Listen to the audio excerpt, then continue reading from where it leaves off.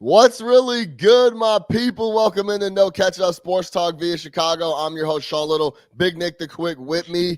We apologize for missing last week. Big Nick the Quick was on the move. He was working. He was all over the country last week. You know, he's got some positive things to say about St. Louis. And the Lou, baby. The Lou.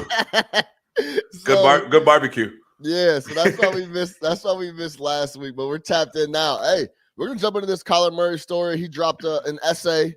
His agent dropped an essay. He dropped an essay. We're gonna go through that, kind of break that down. I didn't think it was as bad as everybody else did. I'll give you a little. I'll give you a little teaser into my thoughts on it, but we'll get into that. Then we got to talk about John Morant, man. This guy's going ballistic. He put 46 on our guys' heads, the Chicago Bulls, on the road the other night. Then he follows it up with a 52-piece last night. He's hitting inbound passes. He's dunking on people's heads from the free throw line almost. The guy is ridiculous right now. So we'll talk about John Morant. Then let's talk about these new league Sixers, man. James Harden has seemed to have found another gear. Of course. James Harden has found another gear. 20 pounds lighter. He's found another gear in Philadelphia. We're going to talk about James Harden. He's out there working out after games with Embiid. He's doing it all. And Troy Aikman just got moved over to Monday Night Football. We're going to talk about that. We got a whole bunch of stuff going on, man. You already know. No Catch Up Sports Talk via Chicago. Lock in with us. Now look at Mossy. Really? Oh, so that's how you're going to play it. You going to do this? Okay, fine. That's all I needed. That's all I needed for him to do that. And it became personal with me.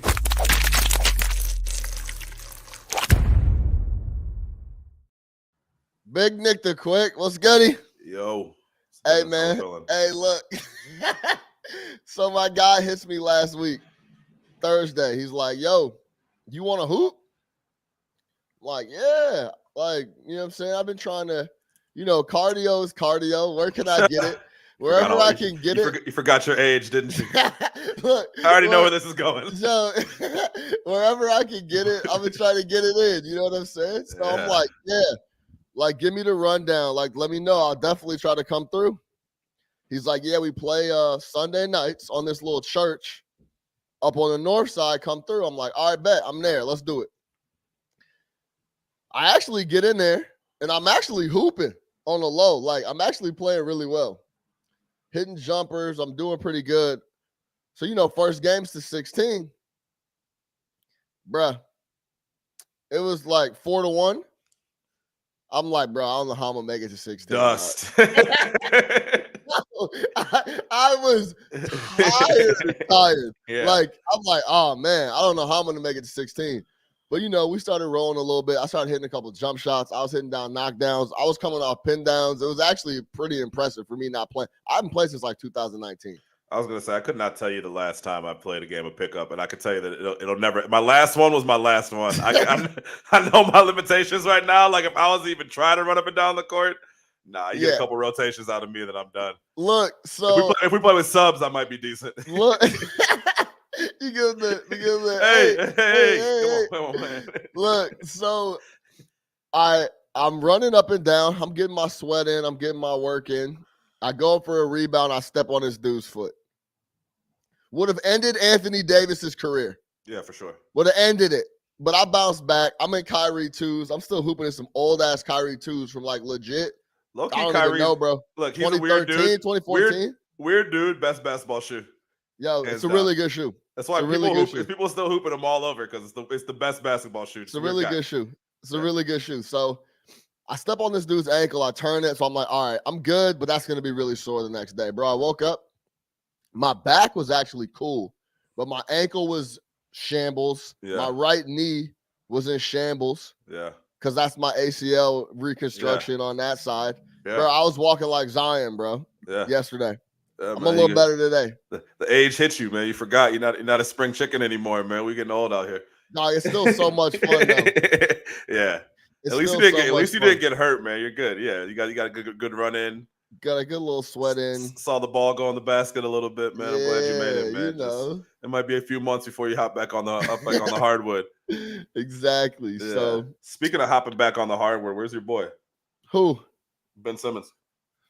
Come on, man. You know he having back issues I right now, I man. didn't see him on the rundown. I just had to make sure I give him love, man. Can we check in on Come Ben on. Simmons? Is he okay? He having back issues, dog. What you talking about? James Hammy healed in about 7 minutes. Ben is still emotionally unavailable to play basketball for them. If I'm the Nets, and they got walloped last night by like 30, right? Yeah, Toronto with a Fred Van Vleetless Toronto, which is crazy because he's the heartbeat. Shout out Rockford's finest 619. Yeah, all-star. All-star, yes. Signed, sealed, delivered. But where is this guy, man? Like I saw where it's like right after the All-Star break, he said his return is weeks, not months away. And I said, not months. Not months. Like, was anybody expecting his return to be months away? Like, my man has missed 50 NBA games already. Like, what is he doing? Yeah. I don't get it. I don't understand it. Show up, play. Let's go. You got what you wanted, man. This whole situation is wild to me. I know we got a lot of hoops to get into, but I could not let the episode go by without asking Ben Simmons, trying to figure out where he's at. Has anybody seen him? I know he's shooting jumpers with Kyle Korver. That's all great, but yo, get on the floor. Like, get on the floor. What are you doing? This shit is crazy. So you don't think the back is... No, back from what? How do you all of a sudden have a back injury? Maybe he does, but look, man, if I'm him, I'm fighting and clawing to get on the court, man. He just needs to be on the court playing basketball. So I know that, something happened with his back, whatever, man. I don't know. The dude needs to be on the court, man. At this point, it's ridiculous. You've been traded. Team is struggling. Like this is the second year in a row the Nets are going to try to throw this thing together right at the beginning of the playoffs, and it's just not going to work for them. Yeah. I still think they won the trade ultimately, but it's just I don't know what they're doing, man. Hold on, you speaking out both sides of your mouth right now. Hold on, man. You haven't even seen the biggest piece of the trade play yet. That's true. People keep saying that. That's true because he hasn't played. Yeah, he might never. Well, we know he might never play. So you're right. Folks hasn't played yet. Like meanwhile, he got 20 dimes on Saturday. Meanwhile, my man got dropping 30-point triple doubles. True. On Sunday afternoon. True. Yeah, that's right. No, I take that back. Yeah, I take that back because Buddy still has not played, and we don't know what the deal is. Yeah, exactly. So, but let's get into John Morant real quick because, let's start with Kyler Murray because I do want to talk about this because this is our favorite topic, man. We told you a couple weeks ago. Our favorite topic is the quarterback and their salary and what you're gonna do about it. What are you gonna do? Kyler Murray comes out. You read the article? Yeah. Well, I read the article, the statement, the manifesto. Yeah. Hey, wait. The opus. Why did he write it in all caps? I don't know. And why did he write it in like 8-point font? I don't know why he did all. I don't know why. Like, forget about the contents in the letter. Why did he write it in all caps? That's also a lot to drop on folks on a Monday morning. Like, everybody was just chilling, having their coffee. Next thing you know, Kyler Murray's agent releases a long, rambling fucking like soliloquy on why he needs to get paid. And Doug, listen, man, and we talk about this all the time, right? And that's why I was surprised that you didn't see where we're headed because you're the biggest on like, look, read the writing on the wall. It's all watch the film, right? We talk about it all the time. Yeah. The film on Kyler Murray since that playoff loss to the 49ers has been all bad, right? So first we got the unfollowing of the social media shit. We talked about this a little bit, right? We're not old and washed, but we're past the generation of like the social media subliminal messages, I feel like, right? Like, obviously, I don't know what he's trying to accomplish with that. He might try to play like it's innocent, but obviously it's going to cause some waves, right? So then the Cardinals get in their feelings. They come out and start releasing all types of wild statements. He's not a leader. But he doesn't work out. He calls his girl at halftime. Like, they were putting out all types of shit, right? Which then prompts Kyler to come out and release his statement saying, like, yo, I'm committed to the team, woo, whatever. Then it's quiet for like a week and a half. And then all of a sudden on a Monday morning, his agent drops this letter that truly is a letter. Like, this is not a statement. This is not like a paragraph or whatever. A release. This is a fucking letter. You know what I mean? Like, you got to sit down and read that shit. And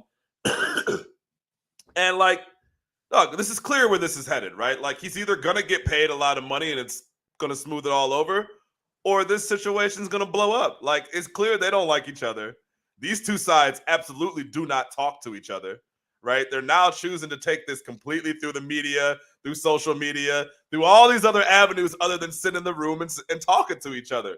And for me personally, look, we talk about all the time, man. Hold out, get your money, get your worth, make sure they understand your worth, and give you that twice.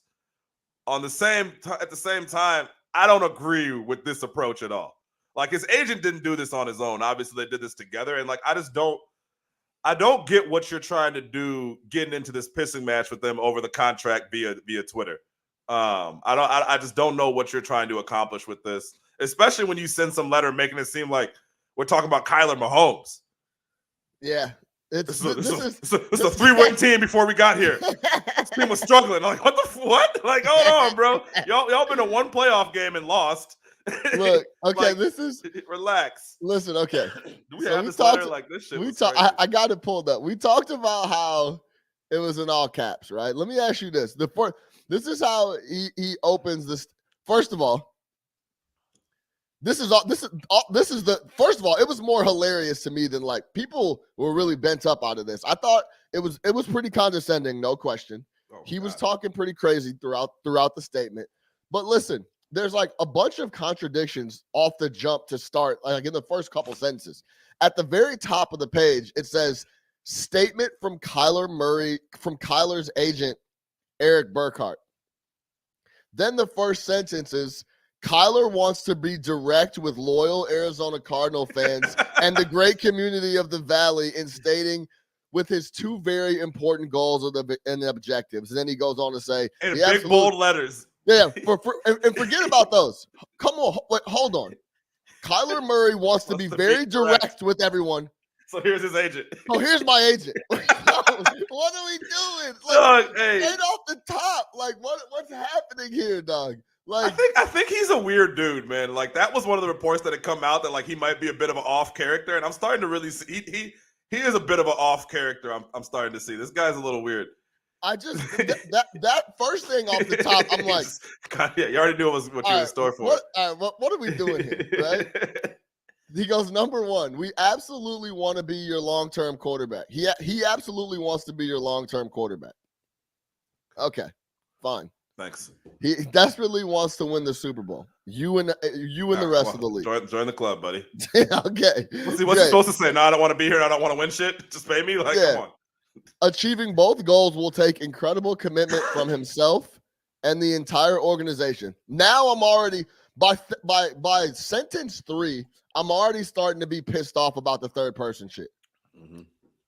From himself and like, wait, if you're gonna come out and talk to us, Kyler, come out and talk to us. Now let me ask you this quick. Well, it's almost like Kyler Murray is sitting there feeding him these lines. It's like he is very proud of the franchise's extreme turnaround. He's like, all right, hey, Eric, I'm very proud of the franchise. Right, this like, is you know legit, what I mean? Like, this is legit. Mr. Burns sitting at his desk, talking to Smithers. Like, write this up, bro. Yeah, write this up. This is what we're gonna say, my dude. Like, this is what's already pissing me off, and I'm not even like a sense like into the main body of the piece, right? If you guys didn't, I don't want to read the whole thing. Oh, that's incredible. You have to. You go and read it, but he starts talking about Kyler's individual track record of undisputed and increasingly positive results while under the extremely challenging circumstances of walking into a 3-win team. When I got here, y'all were super trash. Now I'm here. We're winning a couple games here and there, basically. He has exceeded all reasonable expectations along the way in winning the NFL Offensive Rookie of the Year, followed by back-to-back Pro Bowls in the ultra-competitive and QB-loaded NFC. This is rich. And listen, like, this is why I didn't think it was as bad as a lot of other people did. Like, the language I really hated because it's like all this third person shit and all this other stuff. But at the end of the day, a lot of the stuff that he's saying is valid. Sure. He's brought a lot of buzz to the Arizona Cardinals that wasn't necessarily there. I think a big part of this is where you fall with Kyler on, the success portion and how much you believe in Cliff Kingsbury and all that other stuff, right? Like that's the elephant in the room. We've talked about it. The only person associated with Cliff Kingsbury that we believe in is his realtor. Yeah. So, yes, he's a great realtor. There's and his no interior question about decorator. Both of them are great. Yes. He's the same guy as Devin Booker. Exactly. So he says, and then in the middle of the piece, it says, actions speak much louder than words in this volatile business. And no. Not even just in the middle of the piece. Separated in its Yeah. own line in bold letters. Actions speak louder than words in this volatile business. Like, that's what it's this. He's constantly threatening them in this letter and then kind of pulling it back. Constantly. Yeah. Actions speak louder in this volatile business. Like, it's volatile. We could leave. You know what I mean? Like, and then right after that, he goes, it is now simply up to the Cardinals to decide if they want to prioritize their rapidly improving 24-year-old, already 2X Pro Bowler. Incredible. Yeah. So it's up to y'all.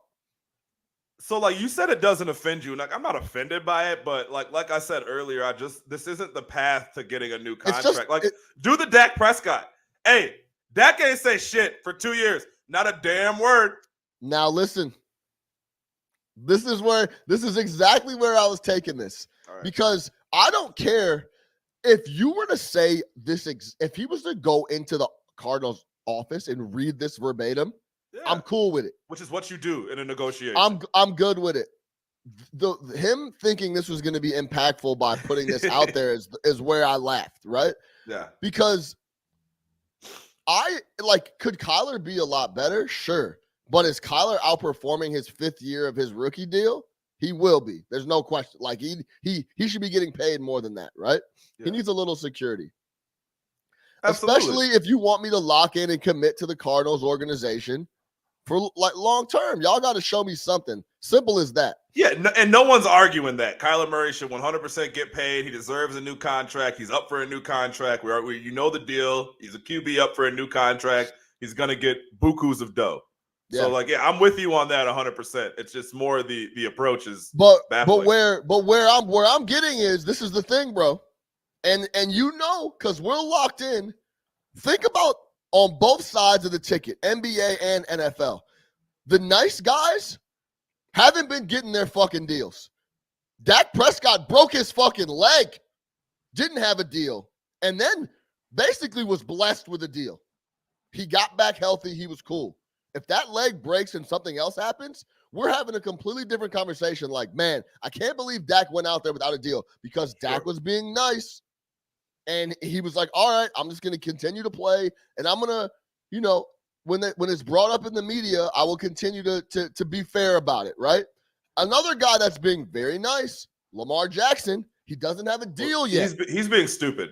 Let's not even call it nice. Yeah, Lamar, I don't know what he keeps talking about. I'm not worried about my contract. He's been saying that for a year. I don't understand that. You see what I'm saying? Yeah, for sure. But he's being nice, and he doesn't have a deal yet. Now, Kyler Murray's not being so nice. Antonio Brown wasn't so nice. Le'Veon Bell wasn't so nice. He sat out the whole year. Yeah. But Aaron Rodgers is not being very nice. And this seems to push the needle a lot more than Lamar Jackson and Dak and these guys coming out saying, hey, I know it'll get done. I believe in myself, yada, yada, yada. Sure, but okay, Patrick Mahomes was nice. Josh Allen was nice. They didn't say anything. I know those deals are more layups because there's a no-brainer that you're giving Patrick Mahomes the biggest deal ever and Josh Allen right behind it, so I get that. But look, he doesn't have to be nice. There's a difference between applying pressure behind closed doors and even applying some pressure out in the streets, right? That's fine. You can do little things to apply some pressure out in the street and let the general public know that you are angling for a contract. My whole thing is releasing a 5-paragraph, bullet-pointed, bold, capital letter, 8-point font, Times New Roman letter to the team, laying out why you deserve to get a new deal isn't the best approach. Again, you don't have to be nice. You don't have to be cordial, right? This is your money. This is your future. This is what you're going for. Absolutely go out and get yours. You are talking to the number. What did I say the other day? You took the picture of the chick from Iowa. I said she should hold out. I'm Mr. Holdout. I would hold out every week. You understand what I'm trying to tell you? If I need the NIL, Matt. If I throw 5 touchdowns on Sunday, I need a new deal on Monday, or I'm not coming to work on Tuesday. You understand? Like, this is how I operate. So you're preaching to the choir with this whole, like, yeah, get yours and don't be nice and all that, because the teams will cut you. We understand this. But it's the approach. It's been the approach since the end of the season that I just don't fully agree with. And what I also think he's doing is putting a ton of pressure on himself to perform next year. Like, Kyler Murray and the Arizona Cardinals better be fucking cold. Because now you're over here flouting your record, your 2-time Pro Bowl, all the great things that you can do. And it seems the only thing holding you back is the organization at this point, right? Yeah. So you better come in here next year and ball, because it was quiet before. You could just be Kyler Murray. See, when you don't say shit, you kind of fly under the radar. We talked about this. And we'll get on this on the Harden shit later and why he's kind of escaped criticism, because Harden's a nice guy, right? So, like, if you don't say shit, you can get away with quite a bit of shit. But he has said a whole lot after a bad performance and after they finished the season like shit and kind of backed into the playoffs after starting 8-1 for the second year in a row. So this is funny too. Look, no, my fault. Go ahead. Yeah, no. So I'm just saying he's putting a lot of pressure on himself, right? You're over here listing your accomplishments. You're talking how great you are and how thankful the organization should be to have you, which is true. But at the same time, man, like, you're really erasing any benefit of the doubt that you might have for your play. Because let's keep it 100. Kyler Murray, first half of the year was fucking awesome. Second half of the year, shaky moments, right? That team was huff. Yeah, they fell apart. They got into the playoffs based off how they started the year. Yeah. Right. So that's another thing for him personally. But again, maybe that's what he wants to do. But the whole letter and the unfollowing and the back and forth statements and all this shit is crazy. He sent to Schefter at 8 a.m. Like, what are we doing here, man? Like, come on, man. Like, hey, look, this was the best part for me. They closed the letter with, every player, coach, and executive in the NFL knows, and then they put in parentheses, or should know, that words and hypothetical contractual promises are regularly dismissed and fleeting in this business. He said, or should know. Like, it's so condescending too. Yeah, like it's just bad. The whole thing is very condescending. That's the whole thing about it. But like, I was like, hey man, hey, whatever you got to do to get your money. Yeah. If your dad has to drop a compilation and put it on Twitter for you to get out of where you're at or get paid, then whatever you got to do. I'm talking about Odell Beckham Jr. Odell Beckham Sr., I should say. Hey, whatever you got to do, man, if you feel like this is the route, then do it. It's like you said, it's going to bring a lot of pressure on him. But, hey, man, I didn't have a problem with the letter because I don't like the approach, but if this is what you wanted to do, whatever. I'm not going to clown him for it, but like you said, he's going to have a lot of pressure on him now going forward. So, oh yeah, for sure. And like, everything's going to be under the microscope next year for the Cardinals. So, hey, no doubt. That's the name of the game. And it doesn't help that he plays in that fucking division either. If I'm him, I'm trying to get the fuck out the NFC West. Yeah, he's coming to the Central. Yeah, hey, come on over. Go to the Green Bay. No, actually, don't. All right, man. Let's jump over. Speaking of which, real quick, your boy's not leaving. I think we know now. It's either retirement or Green Bay. We can go on this for. Hey, look, if you guys want to hear hours and hours of talk on this, just go on ESPN because all the fucking talk about. Yeah, that's all they talk about. It's all they talk about. I can't take it. But yeah. I've been saying this for a minute. He's not leaving Green Bay. There's nowhere to go. Denver. He's not leaving Green Bay. Denver gonna have to give up half their roster to get him. Don't matter. All right. Jordan Love era. Let's go. Let's go over to Ja Morant, man. This boy is I was about to swear, super crazy. I saw him live. But that's how he makes me feel, dog, when I watch him. I messed up, bro. I saw the boy in person. I can't believe, I'm kind of salty for you that you had his career. You saw his career high for all of 2 days. For 2 days, yeah.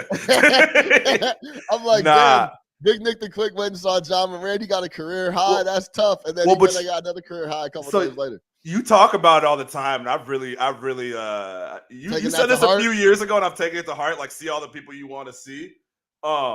And I've really tried to do that like this year. Like, all right, NBA legends, like, okay, I crossed Chris Paul off the list this year. I've seen Harden, I've seen Durant, I've seen Steph, You know what I mean? So I had to see the young boy Ja.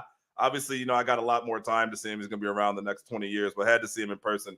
Yeah, it's breathtaking, man. What you see on TV is 10 times better in person. He's fast. He's lightning. It was crazy. So remember, he had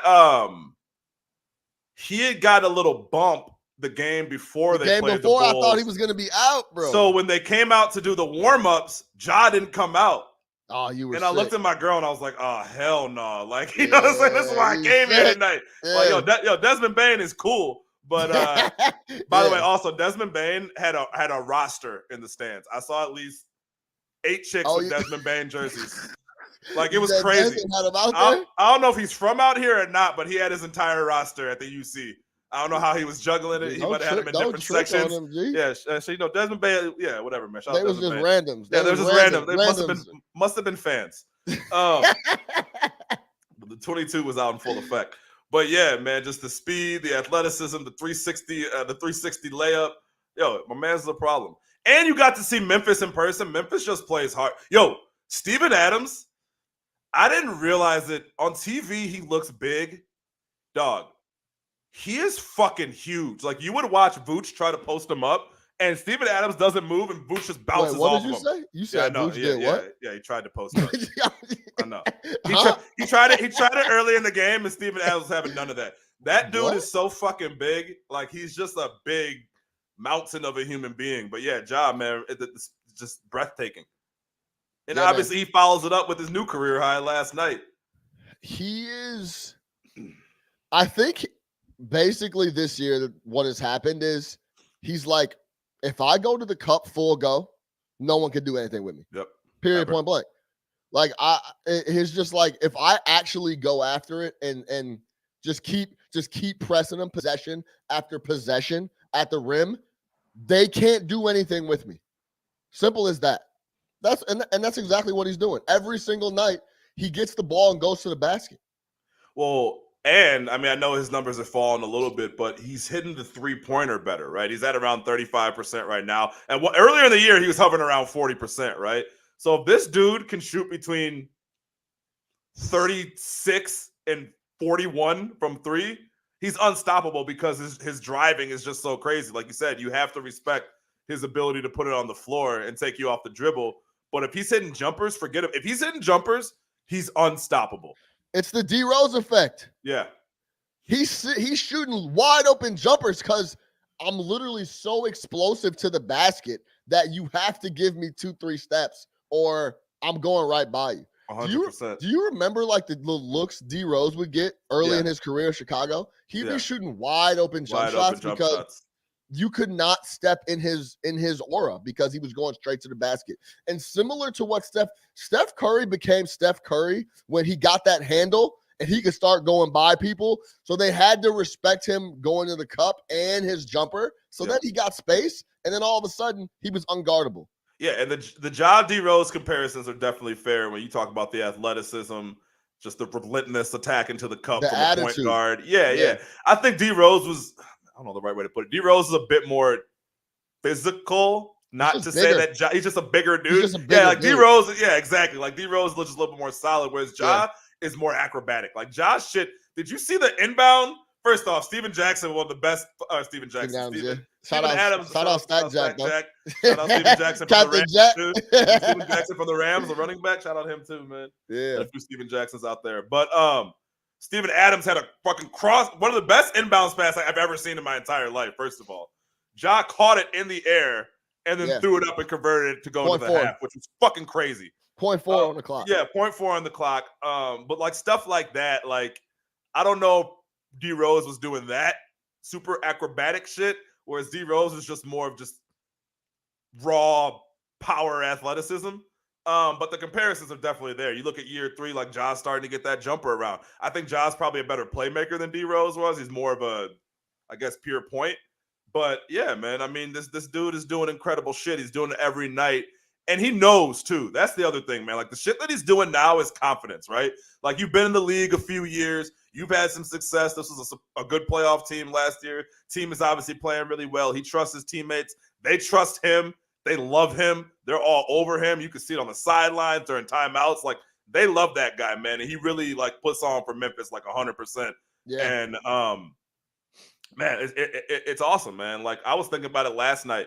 What a bullet they dodged by not getting the number 1 overall pick. Like we talk about Ben Simmons not playing. Sometimes you get lucky like that, yeah. They said Zion had a setback in his rehab.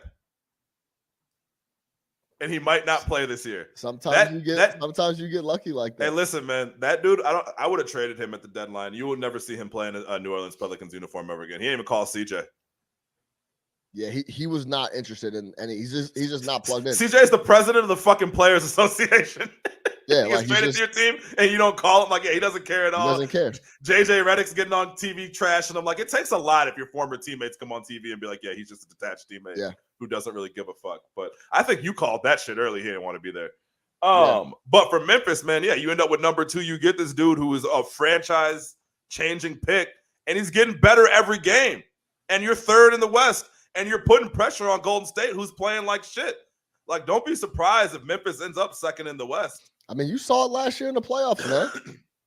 It's a tough out. They showed y'all they could play. And don't let Dylan, hey, we been talking about all year, don't let my man Dylan Brooks get back. That boy oozes confidence. He don't give a fuck. At all. He doesn't give a fuck. D Brooks, man, that whole team. And that's a good point. They're doing it all without Dylan Brooks. Listen, the thing about Ja is I think it's a really good fit in Memphis and the culture.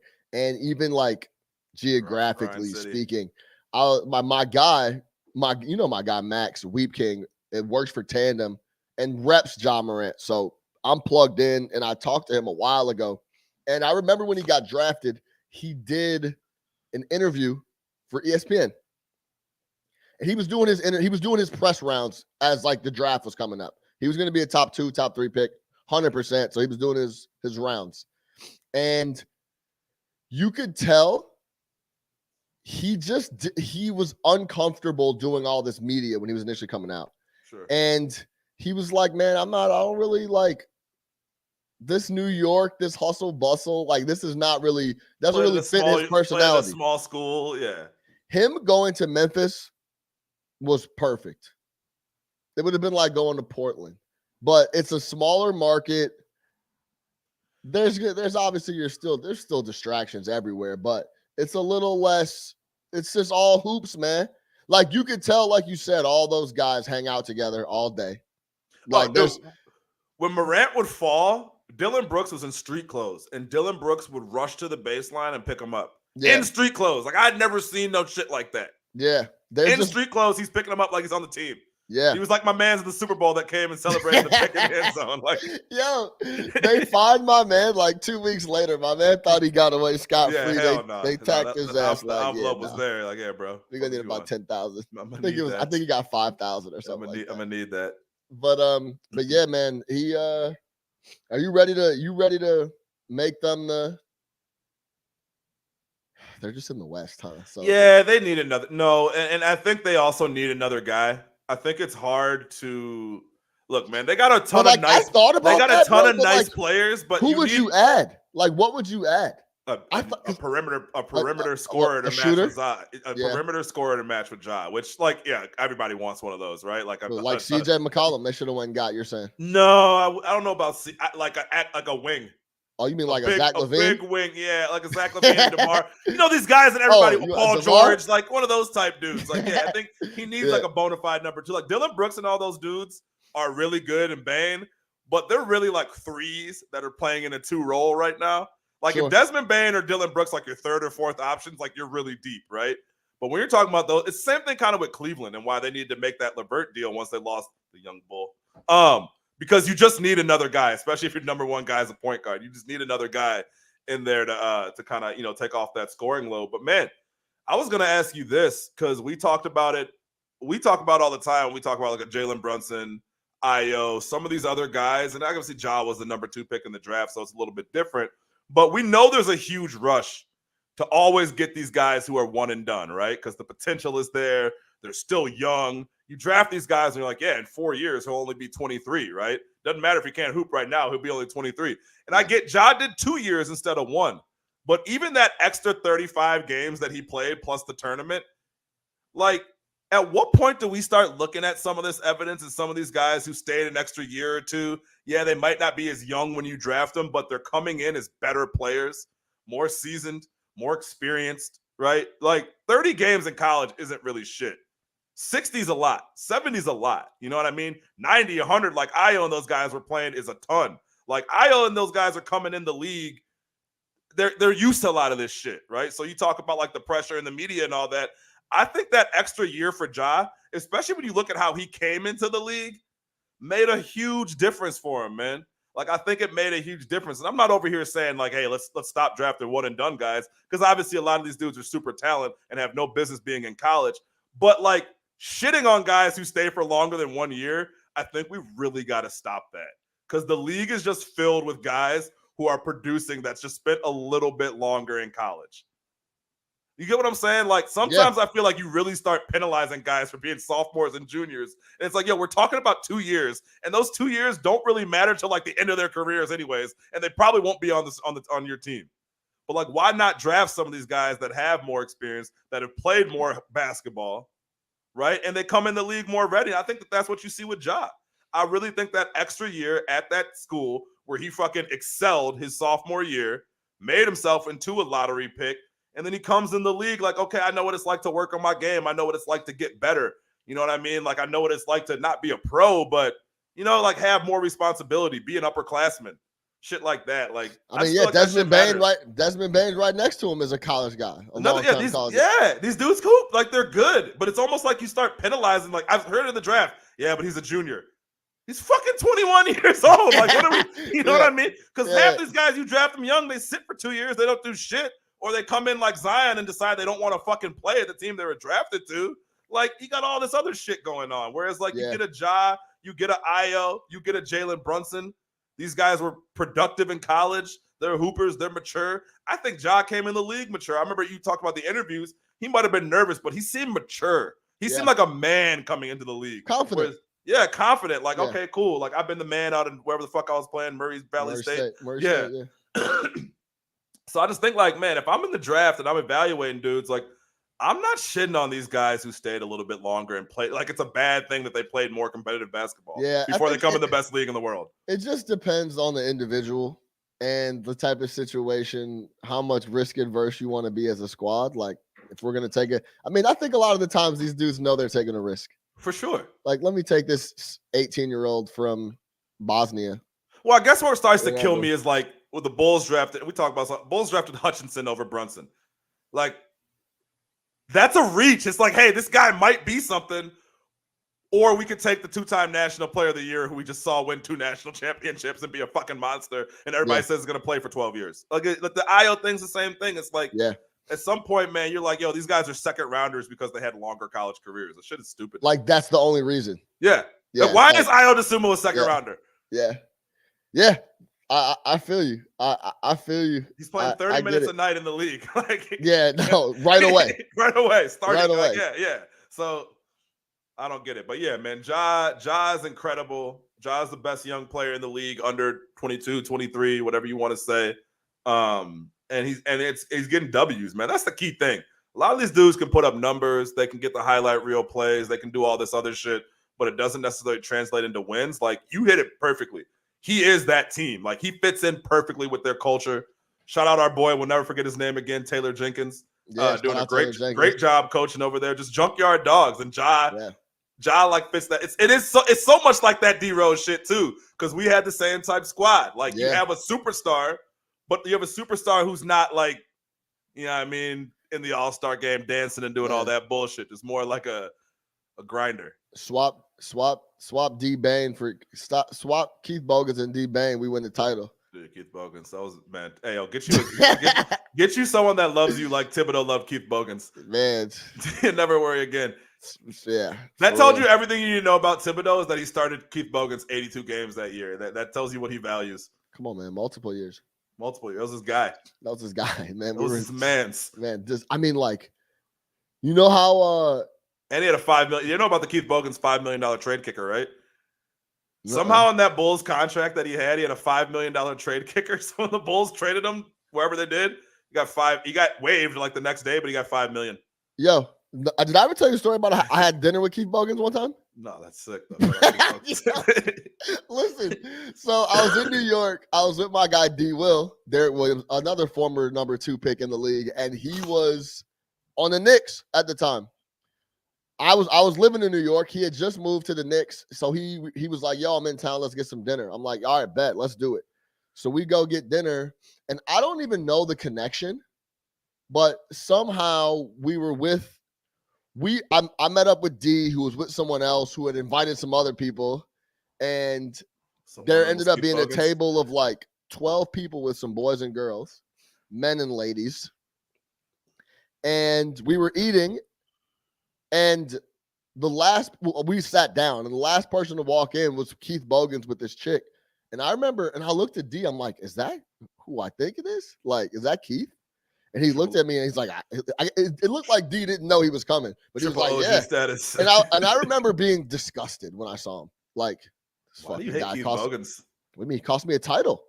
He would take him out 6 minutes into the first quarter. No, cost me a title, Keith Bogans. You take him out 6 minutes into the first quarter. He was out Keith there to Bogans cost the Chicago Bulls a title. Stop it. How? What? I guess maybe I shouldn't hold it personally against him, but we needed a 2-guard. We were a 2-guard away from the title, and he was our 2-guard. So he catches strays from that. Who else were you? Who was going to play JL3? No, we were supposed to go get somebody. Shout out John Lucas III. Yes. Shout out CJ Watson. So all those dudes. CJ Watson. CJ Watson was hitting Floyd's BM. Shout out my boy. Well, what's his name? Remember the CJ? Shout out John Salmons.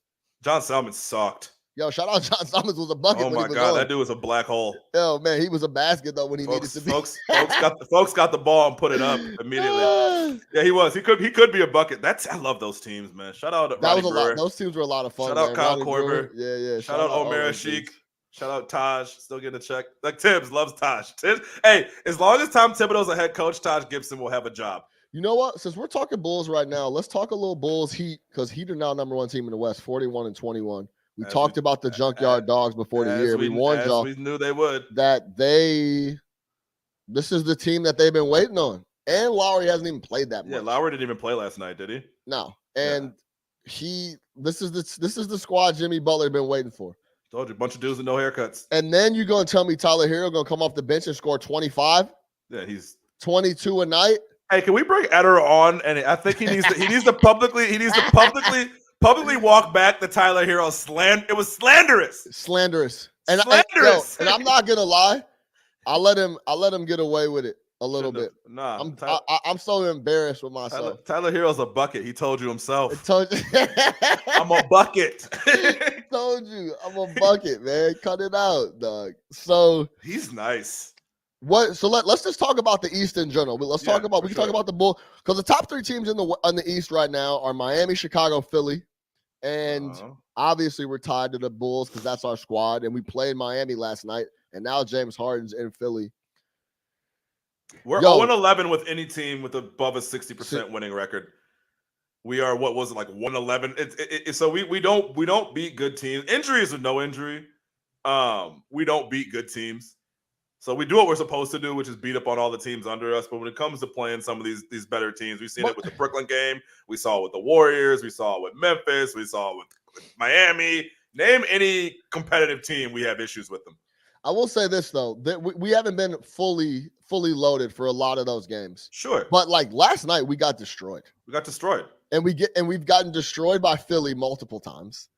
That's the worst matchup possible for us, because we literally do not have anybody to stop Embiid. And that's the thing. Embiid is about that action. Like if he knows it's an easy matchup, he's going for 50. Didn't he have 50 against us last time, or 40 something?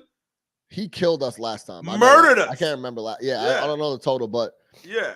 The Knicks game the other night on Sunday afternoon when he shot 27 free throws. Yeah, that was crazy. I watched the whole game, and if you ever pick up a box score and see someone shoots 27 free throws, you got to be like, man, the whistle must have been soft. If you watch the game, he got fouled almost every time. He got fouled every time. Like, he was legit getting to the line every time. It wasn't no foo-foo Trae Young fouls. Embiid was getting to the cup, and they were knocking him on the ground. Trying to, yeah. They just couldn't do anything with him. And the thing with him is he's like an 85% free throw shooter too. So like you don't hack an Embiid, right? Like he's just gonna convert every time. He can't wait to get to the line. Like it's easy for him. He is unstoppable at this point. Like I really, man, like he has become such a fucking monster. And like I love big dudes who like we watch Vooch every day, right? Prior to that, we watch Wendell Carter. There's nothing more. I talk about it all the time. I hate bigs who play scared. If you don't get me 10 boards, if you're not out there being a dog, if you're not out there posting up, doing all that shit, like I get it. You want to stretch the floor and all that. But look, at some point, you're bigger, taller, and stronger than everybody else on the floor. And you just got to go in and get yours. And Embiid recognizes those matchups and takes advantage of them every single time. Every time. You know what I've decided about Vooch?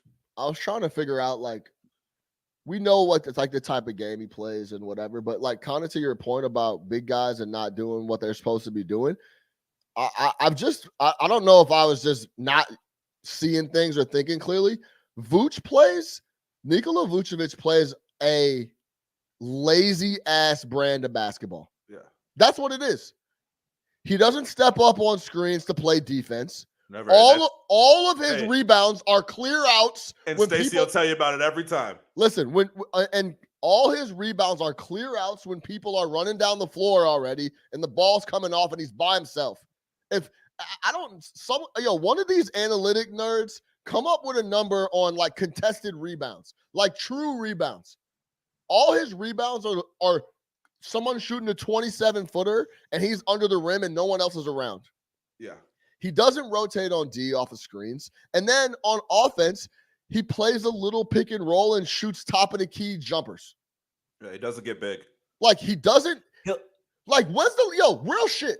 Think about this. When's the last time you saw Vooch make a hustle play of any sort? A hustle basket. And you know what he does do? He's the opposite of it. Like he's a front runner, man. If it's an easy matchup for him, he'll play well. If anybody's giving him any resistance, Steven Adams, Joel Embiid, Giannis, any of these bigs who you have to fucking work for it against, he folds. He folds. He says, I'm cool. I'll see you at the top of the key. Sulk my shoulders a little bit, and I'm going to do that whole thing. And you've been talking about the body language. Body language sucks. If it doesn't go right, I was watching, I forget which game it was, man, and he was having a bad game. And the body language was fucking terrible to the point where his teammates were like, come on, man. This guy's a fucking vet. He's been in the league for 10 years, a multi-time all-star. Yeah, man, his body language isn't great, dude. He doesn't have, like, you know when you see, like, energy flowing through, like, you watch Giannis. Giannis is just energy. You watch the all-star game. You watch fucking shoot-around when Giannis goes to get the fucking paper in the morning. It's just fucking energy. He's just bouncing. Like, he's just like, yo, let's go. Vooch is more like shoulders are down like this. Like, his shoulders will fall down like that. It's just bad body language. I watch body language, man. That shit fucking matters. That shit does matter. That shit fucking matters. That was my problem with Wendell. Wendell had the worst body language of any fucking player I've ever seen. I think AK came in and saw that and we're like, yo, this guy fucking doesn't want to be here. His body language sucks. And it just shows, man. Like, that shit matters. Like, that sulking, that fucking, like, he's not like, you don't got to be Mr. Excitement, but, like, yo, man, like, get into it. Like, be big. Like, fuck, man. Like, I just hate bigs that don't play big. That's why I give Towns so much shit. And I get it. Towns is fucking great. He gives you 26 a night. Huh? Yeah, he's awesome. He's great. But sometimes I watch him, I'm like, bro, you're fucking 7 feet tall. Like, just go down there and show somebody that. Now, Towns is such a good shooter that he can get away with it. Like, he is one of the best shooting bigs we've seen in this league. But like with Vooch, it's just like, man, sometimes, bro, like, get it how you live. Go down there and fucking post somebody up when the matchup is there for you. It's just a want to thing. He plays a lazy ass brand of ball. That's like the conclusion I've come to. Because I'm watching him and we're complaining about, him playing D and him getting beat up inside. It's just some lazy ass shit. And he's still putting up 19 and 12, right? Like, the numbers are great. So, like, a lot of people can point to his numbers. But it's the eye test, man. You got to watch the fucking games, dude. Watch the games. Watch them. That's it. No one's scared of him at all down there. At all. Yeah, man. It's just that's really what it is. And wait till Tristan starts taking his fucking minutes because Tristan can grab a fucking rebound at least. His energy's been high. Great. You want to talk about energy? All-timer. Come look at his energy since he's got here. It's been really, really good. So Tristan Thompson's made $150 million in this league by fucking running around, bouncing around, and grabbing rebounds and having no real other skill than that. No offensive skill at all. yeah. So that's what I've come to the conclusion for Vooch is like he just looks lazy out there. And that's what it is. Like he's not a fun player to watch at all. Just clearly they had a switch. They had a screen with Duncan Robinson coming off the screen, and he looked at Duncan Robinson like he was Russell Westbrook. Right. Like, but he just like left him at the top of it. Like, no, go ahead, bro. First off, Duncan Robinson is better than Russell Westbrook at this point. No, but I'm talking about. But I'm talking about shooting. He looked at him like, I guess I'll give him an open look. Like, come on, bro. Like, and Stacey called him out on the telecast. Like, come on, man. Like, you got to step up on that. Listen, if there's one thing, and this goes back to the Wendell days too, that Stacey hates, it's big men who don't come up on screens. Yeah. Remember, Wendell, he used to have a fucking heart attack. He'd be like, "What are you doing? Like, come up, let's show." Yeah. No, he just drops. Especially like the perfect thing about the Duncan Robinson was like that guy's never going to the cup ever. Yo, I mean, never. He lives to do one thing, and that's to catch and pull up. I mean, never. Ever. He's never going. He's never going below the free throw line, bro. He got $80 million to do what he does. I think I've seen Duncan Robinson lay the ball up twice. Do you remember those like Kurt Goldsberry shot charts? I'd like to see Duncan Robinson. That shit is all red from behind the arc. Yeah, man. Like, yeah. But that's the thing. So I don't know, man. Well, it's a problem in the East where you have to deal with all the size. If you look at the best teams in the East, they all got size, right? You got to deal with Giannis, who's can play 1 through 5. Let's keep it real on offense. That's actually a great point. 1 through 5. You want Giannis to run the point? Cool. You want Giannis to be your 5? Awesome. And everything in between to fill in the blanks. You got Embiid, who we just talked about, is here to punish you. Yep. Right? Who else? Cleveland. You got out East? You got Cleveland. Cleveland plays big all day. They play Cleveland 3 bigs. Yeah. 3 bigs. That's what they do. Right? And Jared Allen is no punk. I don't know if y'all been watching Jared Allen play basketball. Jared Allen, who, again, Cleveland miraculously stole it was a throwaway in the Nets trade. A throwaway in the Nets trade for James Harden. And he's a fucking monster. Yeah. You got Boston. I mean, Boston is whatever. We already know the deal about Boston. Toronto. Hey, look, they might not have size, but they'll play big. Miami. What do you think about Miami? Doesn't have too much size. That's it. No, but Miami's like Toronto though. They play that goon ball. They make up for lack of size with heart. You don't want to look, man. Hey, Toronto, Miami's better, but Toronto, I told you all year, you don't want to see Toronto in a 7-game series. You don't want Nick Nurse to game plan you for 7 games. Remember, Nick Nurse put together the original Giannis defense. This guy knows what he's doing, and he will commit to it. Him and Spoelstra are 2 coaches they will figure you out. Spoelstra knew exactly what to do to the Bulls last night. Yeah, exactly what to do to the Bulls. Game plan was bulletproof. Yeah. And for example, we looked a lot better on D early in the year when Caruso and Ball were healthy and they were all playing together. For sure. Same thing with Miami. They look a lot better inside because of Jimmy and PJ and those guys on the perimeter. And Kyle's coming back, man. Kyle's a champion. You know what Kyle Lowry's here for. Yeah. No fluff, no frills. Tyler Hero's literally coming off the bench like Vinny lighting Johnson. People up. He's Jamal Crawford 2.0. The microwave, like for real. He really is. Yeah, he's gonna get $100 million this offseason. Jumpers, however you want it, my boy. You need to recut your Tyler Hero clip about how he lost focus and came back. That's how he came back. 6 man of the year, like legit. That's exactly what happened. He lost his way for a year, and then was like, "Oh, hold on, let me come back." Yeah, for real. I should. I'm gonna He was enjoying the life, man. Hey, life happened fast for Tyler Hero, man. I'm gonna send that to our new guy. He was a kid from suburban Milwaukee, ended up in South Beach, was a superstar for a year. It would swallow all of us up. South Beach is different. I'm going to tell you this too, man. Brooklyn better stop fucking around. They fuck around, be the 10. Yeah, they fuck around, be like the Lakers. No, like for real. If only Brooklyn had a $40 million per year All-NBA player just waiting to play. Not Kevin Durant. I mean, that runs the point guard position. Yeah, that runs point guard and D's that can stop people and defend all types of people when he hasn't played basketball in 8 months. So he should be fresh. You saw what New York said. They're like, we're not just gonna make rules for Kyrie. Yeah, no, yeah. The mayor came out. He's like, oh, I mean, I'm looking for me to come out and say something about Kyrie. I don't know. It's still the private business thing, right? Like that's where Something he's getting caught like up that. in. Yeah, it's like Listen, the bro. NBA has to approve it. Kyrie is a dumbass, but this is the stupidest rule in the history of rules. It like is you and I could walk in there unvaccinated, coughing, playing basketball, but Kyrie, because he lives there. What I was wondering though, so is it because his check comes from New York, or is it because he lives in New York? Because couldn't he just go live in Jersey?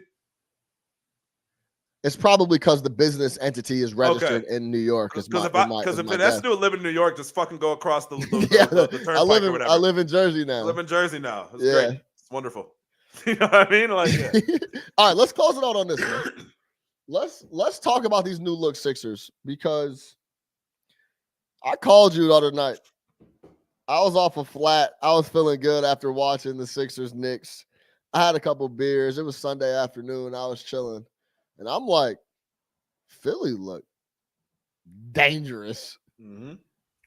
Thibault playing well, locking folks up. Remind me to send you this Thibault video I found last night. It was incredible. Okay. It's about his defense. It's amazing. Yeah, send me that. Maxey is player. John Morant's confidence is here. Maxey's shit right here. Dog, hey, listen. He's playing confident as can be. It goes against my whole upperclassman thing, but just draft dudes from Kentucky that were whatever. Are the bench players. Hero, Quickly, Maxey, Booker. These dudes are all these dudes are all buckets. Like, yo, yeah, just draft these Kentucky guys. Call up Calipari. Like, who's your sixth man? You're like, I know you can't start everybody. So who you got buried on the bench I could get for the low. Oh, yeah, we got D Book right here. Yeah. Yeah, he can shoot it. So I mean, Maxey's playing with the utmost confidence. Yeah, he's good. We know Embiid. We won't talk about my man who we talked about in the group chat. That boy is absolutely stealing money. Who are we talking about? My light-skinned brother. On Philly? Yeah, come on. I don't even want to say his name, bro. Oh, wait, let me. Oh, J. Cole? No. J. Cole World? You talking about he looks like J. Cole? Yeah, Cole World. Yeah. I never did that before. No. Yeah. And if you guys don't know who we're talking about, then go look up. Yeah, Tobias Harris, man. Yeah. So that guy, if they could, $40 million a year. If they could get him to make an impact, what a time to be alive. Man, they are really spooky. But that's few and far between. Well, he's capable of doing it too. Like, I mean, obviously he's had moments and years and seasons, but yeah, he just tends to he tends to disappear. He disappears. Does nothing. And you're out there playing defense, so if you're not scoring, you're really useless. That's the only way. That's the only way to put it. He tends to disappear and do absolutely nothing. Tobias Harris. So then we got new look James, man. It looks like him and call it what you want, bro. If it's some phony bullshit, if they're just trying, if this is just the honeymoon phase, whatever it is, right now they're on the same page. They're working out after games. Every time Embiid falls on the floor, James is picking him up. James looks like Houston James. He's going to the cup. He's doing whatever he wants to do. He lost 15 pounds since the trade. I'm not even exaggerating. Like, he literally looks like a completely different person. Hammy's all good. It's kind of crazy how he's able to do that. Like, if he's not feeling the situation, I don't know if I've ever seen a guy check out like that. Like, guys are like, we can do the Kyler Murray. Like, James ain't writing you a letter. He's just, I'm good. I'm done. My hammy hurts. Get me out of here. Yeah. I don't want to do like, I'm done. I'm not writing you a letter. I don't got time for that. And so we were talking about, I told you I'd bring it up. The thing that he does, he's so likable. Like, he doesn't say anything crazy. He doesn't do anything crazy. It's like, oh, James just likes to have a good time. Like, he goes to Fashion Week. He's able to skate by, like, the fact that he's now quit on 2 teams and just gotten fat and forced his way out, because generally people like James Harden.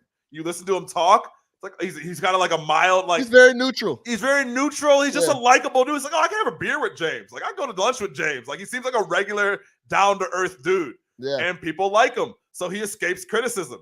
He doesn't do like the Kyrie where you come out and say the earth is flat and all types of you're peons and I'm a fucking, like, whatever. Like, James just doesn't say shit, smiles, nice to the media, and he gets, for the most part, a pass for doing what could be described as egregious behavior of literally, remember in Houston last year, my man was so fat to start the year. Like literally, gut was hanging over his shit. He looked like Spice Adams in the fucking basketball uniform. Yeah. Then goes to Brooklyn, is like 20 pounds lighter, and is dropping 30. Did the same thing this year. Started looking slow in Brooklyn, was shooting 20% from three. Goes to Philly, he's rejuvenated. But people like him, so it's all good. His first game in Brooklyn, he had like 35, 8, and 8. Yeah, he was killing crazy. him. He had like he had a ridiculous game, and he was 30 pounds lighter. Yeah. So like he's able to do it because again, like it's a good lesson. Just be likable. People like him. I got nothing bad to say about James Harden, the man. Seems like a cool guy. Yeah. But and then you got guys that'll come in. Hey, that's a good point too on like the Daryl Morey situation. Daryl Morey really likes him as a human. Likes him. That's his guy. Right? Met him at the tarmac and everything. So like, hey, let me go get my guy. I think a big part of this was like, let me go get my guy out of there. Let me go do who I trust. Like, yeah. Let me go. I save think him, he man. could win us a title, but let me go get my guy out of there too. Yeah. And James saw what was going on. And look, people are like, how could you leave that Brooklyn thing? What Brooklyn thing? Those folks played 16 games together. Kevin Durant, man, we love Durant, but look, man, let's be real. The body breaks down for him at multiple points during the season. Like this is now going on 2 or 3 years now where he's been perpetually injured. Well, especially, right? But hey, to be fair to KD, man, what they were asking him to do on a nightly basis, like 38 minutes a night. Yeah, so it's the same thing the Lakers are trying to do with LeBron. Like, yo, these guys are, and then with Kyrie, who you never know, because again, look, they can lift all the mandates they want to. You still don't know until he shows up at the arena what that man is going to do. You really just don't. You just don't know. He might feel some certain type of way. He might hit a pothole on the way to the arena, and that means the karma's off, so he can't play today. Yeah, I don't know. I hit a pothole on fucking Park Ave. I gotta go back home. I can't do this. It's stupid. Oh, no. Where's the sage? I left my sage at home. I can't do it. You don't know what the fuck he's gonna do. So James looked at that and was like, "Yeah, no, I'm out. Like, I'm not gonna do this. I need to win a championship."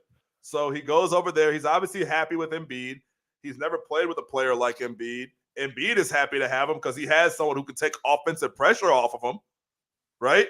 Yeah. So, I'm happy with this, man. I think this thing is nice. Again, they gave up a lot in Seth.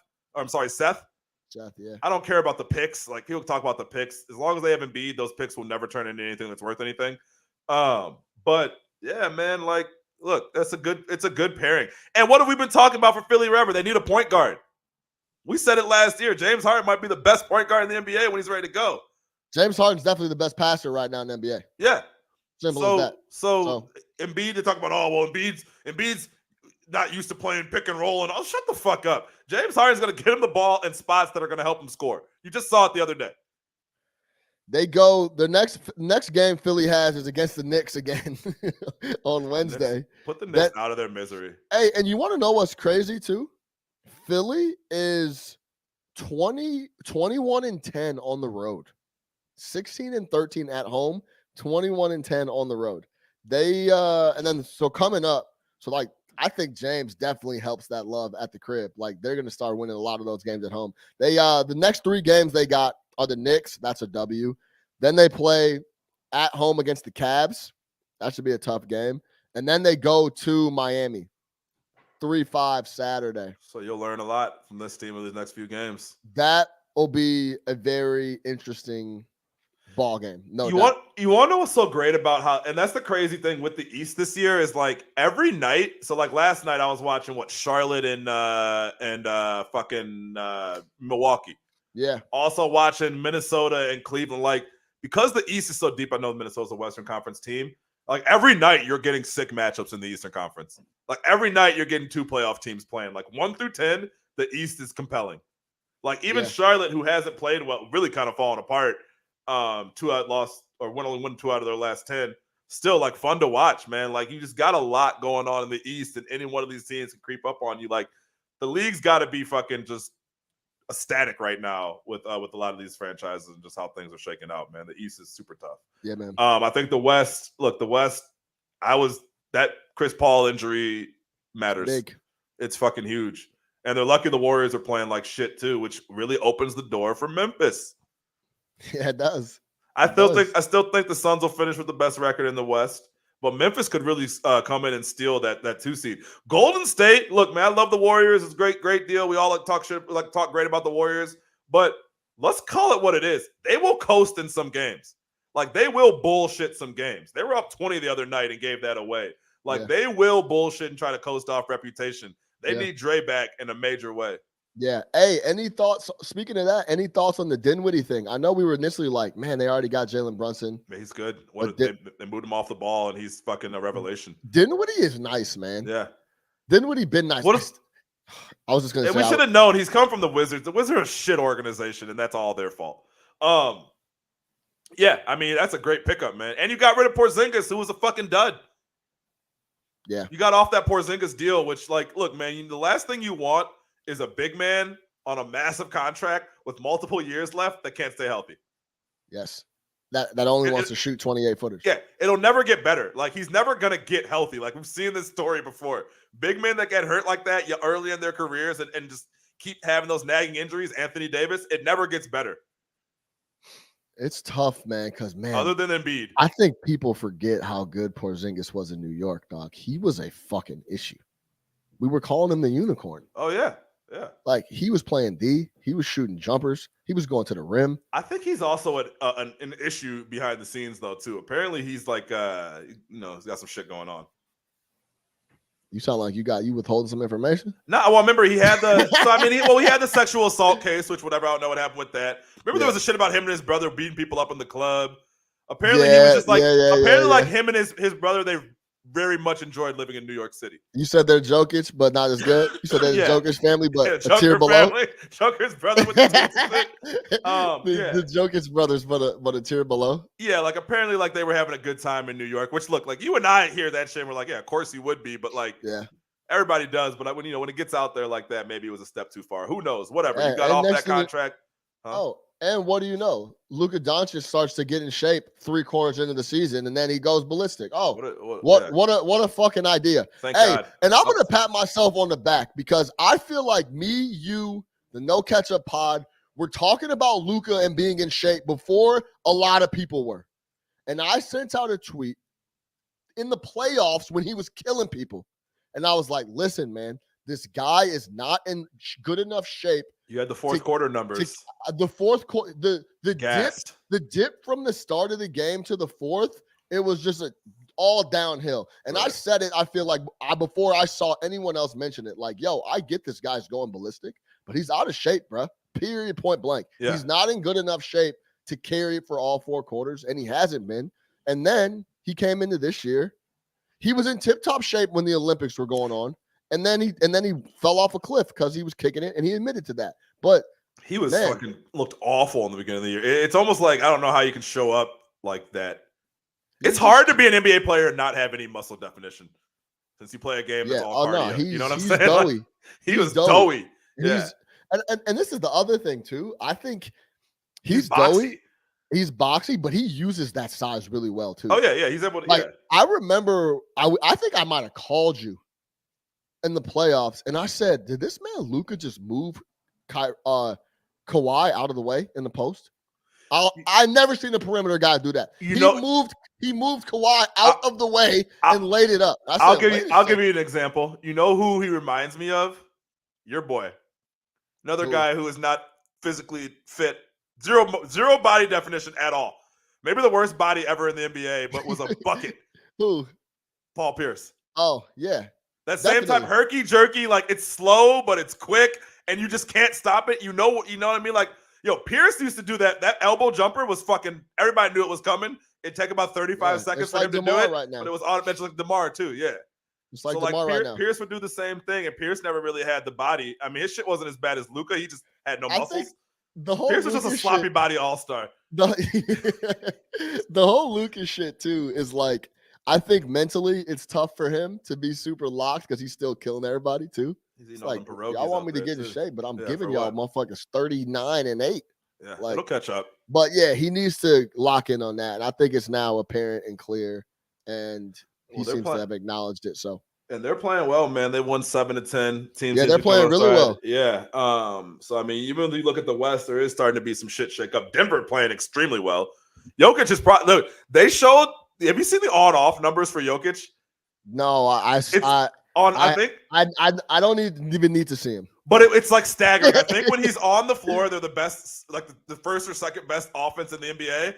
when he's off the floor, they're the worst offense in the NBA. Like his on-offs are like historical. Yeah. Of how like he is the MVP probably, like really like in the truest sense of the word. Because if you take him off that team, it's like Gary Harris and a bunch of garbage. But he somehow has them 6 in the West. They've won 8 of 10. And yeah, man, Joker is a fucking. And you've been on Joker since. I'll give Sean. Sean has been on Joker since like year 2. Like, yo, this guy Jokic is like he's cold. This dude's different, man. I watched him in Nurkic. You're like, yeah, this guy is. I'm looking cold. at this dude and I'm like, hold on a second here, bro. This dude, first of all, another doughy dude, and I'm looking at him like, how is he doing whatever he wants, and he sees the floor crazy. Mm-hmm. Like, yeah, this dude is solid. Yep. All right, let's close it out. Really quick, couple minutes. Any thoughts on Aikman going to Monday night? Why, did you read why? Well, yeah, $18 million a year is why. So apparently, gonna need to read why. So apparently, yeah, the deal isn't finalized yet, but it's all but done. They're gonna offer him $18 million a year to come and do Monday Night Football. And what is this? With ESPN's? Who? Well, that's what I don't know. This is like ESPN's 6th time shuffling Monday Night Football in the last 10 years. They just can't get it right, which I thought it's crazy. So the thing that's crazy about it to me is that they're going to give Aikman $18 million a year, right? But their most successful thing that they did last year was the Manning broadcast. If I'm ESPN, I'm fucking pouring all my resources into that. And people love that. Higher level production or something? It made boring games fun. You got a ton of buzz off it, a ton of viral clips. Like, yeah, I never was a big fan of Levy, Riddick, and Greasy. I've hated Greasy since day one. But it's just like I fuck Levy. He's a classic. I like Levy, and I like Riddick. You know, we like. Hey, shout out Lou Riddick, man. Me and him have had our issues, but shout out Lou Riddick, the god. me and Lou and I got into a spat. On Twitter, yeah. I told him he was carrying water. He ain't like that. Lou almost had a moment with me. I feel like. Yo, he deleted the tweet. Lou had to unbutton another button in his shit. Yo, for those listening that don't know what we're talking about, obviously Louis Riddick, ESPN's finest, is homies with Matt Nagy, who was a bad coach for the Chicago Bears. We'll just put it like that. And he would always defend him on national TV, and Nick tweeted at him like, "Hey, bro, stop holding water. Stop carrying water for your boy Matt Nagy." Louis Riddick is live on Get Up, and he tweets Nick back. What did he say? He's like, "I'm not carrying water for anybody. I'm just calling it like I see it." And yeah, and I was like, "Nah, dude." I'm like, all you do is defend fucking Matt Nagy on here. Act like you heard it from somewhere that isn't Matt Nagy. It's like, well, what I'm hearing is like, you're not hearing anything. You're hearing from Nagy. Like, what are you talking about? Yeah. So he got hot, and then he ended up deleting the tweet. But it was in the middle of Get Up. Like, literally, like, he went to commercial. It was commercial break. I'm telling you, he unbuttoned another one of them buttons. This shit was sweating. Greenberg's like, you all right? He's like, no, let me respond to this. Yo, like, he looked at his phone and said, carrying water?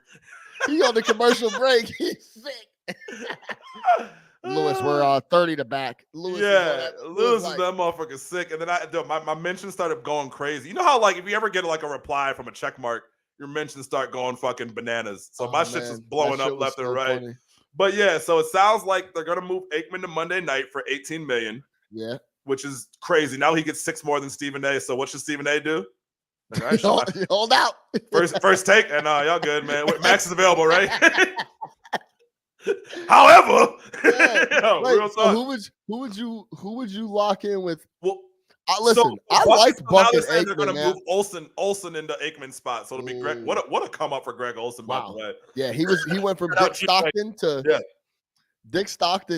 the America's game. He's good in a year or two. Yeah, he is very. So they'll move Aikman up there, which kind of, because they're saying that Al Michaels is going to go to Amazon. So Al Michaels is going to get that Bezos money because his contract's up. So I don't know what you're going to do with Collinsworth, but he'll be fine. He'll figure something. Maybe you'll pair him with his son. Could you imagine Chris and his son doing a game together? You couldn't even tell who's fucking talking. Yeah, so you'll do that.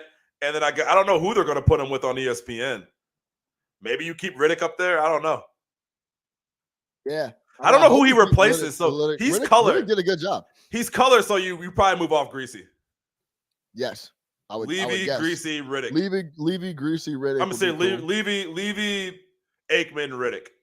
Yeah. Buck, So then who's going to go to NBC? They're probably. I bet you they bring Tirico back up. They should. I Mike, bet I'm not you- Black Tirico. I bet you. I'm not Black Mike Tirico. He goes. Okay. It Get goes pulled over. Tirico Collinsworth again, Yeah. and then they just they probably make Maria Taylor do. Well, they some have more. Unless they really want to fucking, they do shake have it up. Maria. They have Maria on staff. Cause she doesn't she's have so- any play-by-play she's- experience though. And she's so good at what she does as far as like the sideline / the hosting the studio. Put her in the She's studio. really fucking Yeah. good. Let her run that. So put her in the studio, let her run that. But they'll have no shortage of people. They'll figure something out. But it is crazy that now we're like Aikman's gonna make more money. Probably already has made more money being a broadcaster than he ever did winning 3 Super Bowls for the Dallas Cowboys. Way more. Yeah, way more. 18 million. Yeah, way more. Romo, all these dudes need to be calling Tony Romo and saying thank you. 18. Yeah, they He should. upped all their salaries. These dudes were making like 6, 7. Now you got Romo out here getting 20, Aikman getting 18. Buck's gonna see that and be like, hey, hold on, I'm Joe fucking Buck. I do Right. baseball, I do football. I'm gonna need 20 M's. Yeah, You know what I mean? Like you see this money getting passed 18 around. 18 mil. What the Cardinals gonna offer Kyler after that? Exactly. After that. Yeah. Hey, yo, Give you let me give Aikman you a- salary. let me give you a 2-year 36, bro. How does that In this sound? volatile business. So Hey, yeah, we'll see what happens, man. I think that'll be interesting. I like Aikman. Just don't have him call Cowboys games. Yo, you ever heard Aikman get disgusted with the Cowboys? One time he was disgusted with the Bears like 2 years ago. He was calling a Bears game and he was destroyed us. disgusted. Yeah, he killed the whole broadcast. At one point, what are they doing? Like he can't take it. He's like, you got this great city. Yeah, Like, yeah. Yeah, the organization. Like, what are they doing here? Yeah, Right. nah, he was killing us. So But, maybe Lou's gonna try to get a front office gig or something like that. I don't know, but yeah, these announcer shakeups are crazy, man. Yeah, 18 mil for Aikman. 18 Stephen mil. A is now the second highest paid player in ESPN. He's not gonna like that. I'm Well, telling you you. saw what they were gonna. They said Amazon was gonna give McVay 100. To come broadcast? Yeah, they said Amazon was gonna give McVay $100 million deal. Can I be honest with you? I'm Sean. Hey, people You always left? like, huh? You would have left. Well, people are always like, well, why hasn't Bill Cowher gone back to coaching? You know why Bill Cowher hasn't gone back to fucking coaching? Because he's getting a stupid bag. He Yeah. works twice a week. He sees his wife and kids and keeps it moving. McVay told you, I don't want to do this forever. That coaching life, there's nothing sounds great about the coaching life. Then these guys start at like 3 a.m. and go home at like 12 every single day. Your life sucks and you're constantly worried about getting fired. If I'm McVay, you got your ring, coach a couple more years. Yeah, go get that Amazon money. It's a great life. Yeah. These guys have Van Gundy, another one. Jeff Van Gundy will never set foot on another fucking coaching sideline because he's getting a dumb bag from ESPN and life is great. Hey, Jabari said in the comments, what if they went offer Tom a little bit of money to do a little little Tom- color? Tom's got some other shit. Sean Payton. Sean Payton, they've been talking about Sean Payton. Yeah. Brady. That'd be interesting for Brady because I think he could balance that with his fam. The Yeah, big for thing sure. is like allegedly he wants to hang out with his fam a bunch. He might not want to though. Brady might just be like, whatever, man. I'm going to take a couple Yeah. of years off. He can do whatever he wants. Yeah, he could do whatever he wants. I can see Brady. See, like I think Brady would be cool on like I think that Manning shit too. Like, look, the Mannings are getting a ton of money to do that, and they're shooting it at the crib via Zoom. You know what I mean? Like that might Yeah. be the move right there.